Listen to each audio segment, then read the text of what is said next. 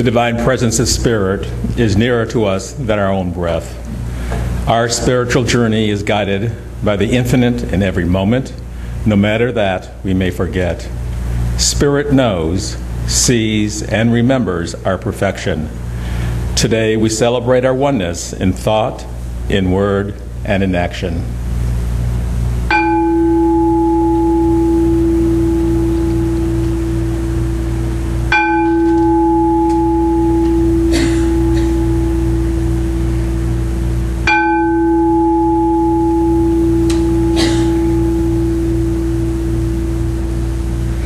Good morning. Good morning. Oh, you changed that. Well, we had Niagara Falls, and I haven't been back there for a number of years. It's where I was born. There I am. You can see me. I used to, on these ledges over here. Great times. Brought up there, graduated from high school, and then moved to Ohio, then moved out to California. So, we are continuing our study in the Science of Mind text, as outlined in the preface of the text itself. And we are blessed to be finished with the health and the appearances of health. I'm so tired of Grey's Anatomy, I can't tell you. I'm just so glad. And that's not the TV series. So today we're talking about promises and what are promises. And we've all made promises to ourselves. How many times have we said, I promise to make more money, or I promise to be healthier, or I promise to have a better relationship. I promise to have more fun in my life. I promise. And yet, for some part, those promises aren't fulfilled. And why? Because we can't do it alone. And I know I've tried very hard to do some of these things myself, but I found that it doesn't work.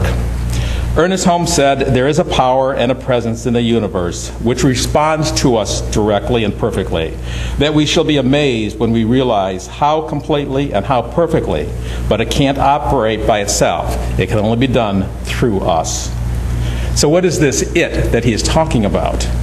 Well, it is the divine principle. This divine principle of knowing that there is a presence and a power right here, right now. And this power and presence can only operate through us. We have to know that it's there, and we have to be able to use it. Everyone, anybody, anywhere can use this. And I'm a living demonstration of this actual principle. Up to the year 2000, I was engrossed in advancing my career in education. And my 25-year relationship with Donald, I was very busy. I didn't have time for spirituality, was not going to church.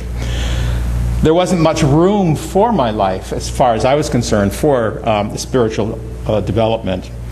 Then, seemingly out of nowhere, I was forced to retire in the year 2000 because of a health appearance, which at that time led me to believe that I did not have much more time on this earth. I completed what medical procedures I could do at that time and decided that it was time just to move on and enjoy my life as much as I could. I took that early retirement from my career in education, which I really and truly loved. We sold our beach home and took up permanent residence here in Palm Springs for whatever time was left to me. And in those first few months afterwards, I traveled the country with my siblings. We went back to places where we had been where we were born, and we just enjoyed our company. Then I returned to Palm Springs. And feeling an emptiness in my life, I joined Unity, which no longer is here in Palm Springs, but I joined that small little church, basically because it was just up the street from where I lived. It was just easy to go there, very easy for me to do this practice. Here it was suggested that I take some courses, but they weren't teaching any courses at that Unity Church, so they suggested that I come over here to the Center for Spiritual Living. So in 2004, I began taking classes, and I started learning about this. And I've been here ever since, and they can't get rid of me. So. What I discovered, however, was this principle. There is a power for good in the universe which is available for me to use. And I was intrigued and wanted to know exactly what this power was. Up to this time, I've probably been using some of this power, but I wasn't doing it consciously. Now I'm finding that you have to be conscious of this fact. You have to be aware that this divine nature is within us, in which we perceive our truth and come into contact with that divine principle. The divine principle being this: the Spirit within me, which is God, which is the perfection, wholeness, peace, and guidance that is mine right now, and that the Spirit governs every act of my life to the extent that I allow it. And there's the secret. I could co-create my life, but I had to allow the Spirit to be part of my life. I had to receive it. So after 12 years from that diagnosis, where am I? I'm a happy camper, I can tell you that much. I'm discovering more about my life every single day. And I'm not the only one here. As you look around to your neighbors and the chairs sitting next to you, you'll find that Paul and Dean, Dr. Michael, Reverend Beverly, all of us have done some demonstration by using this particular principle. We have all made a promise to ourselves to use this divine principle as the force in our lives to live the best possible life that we can. So I want you to make this promise to yourself right now to use this divine principle. And I'm reading today from the Science of Book. I shall keep the promise that I have made to myself. I shall never again tell myself that I am poor, sick, weak, or unhappy. I shall not lie to myself anymore, but shall daily speak the truth to my inner soul, telling it that it is wonderful and marvelous, that it is one with the great cause of all life, truth, power, and action.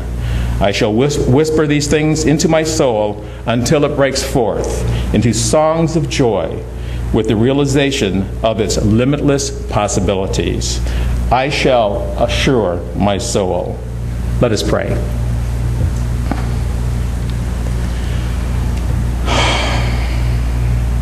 How great it is to know that there is a power for good in the universe. And all we need to know is that this power for good in the universe is ours to use. All we have to do is trust it. Trust that power so completely and welcome the good into our lives.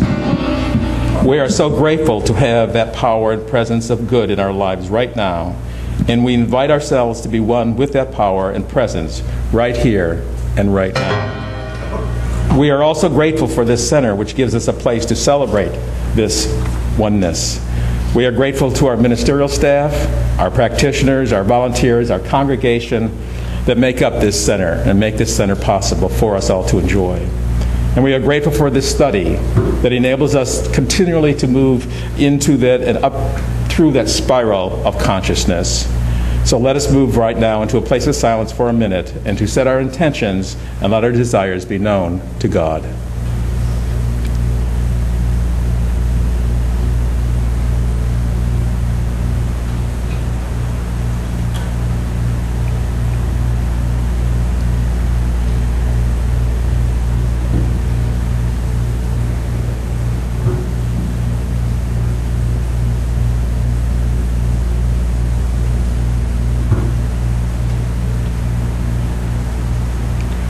How blessed we are to be able to live our promises to ourselves. How blessed we are to live a life of purpose and meaning. How blessed we are to live in a world of joy and peace. And as we bring this moment to a close, we gently bring ourselves back to this awareness, knowing that our promise to ourselves is to live our lives in principle of spiritual presence and power.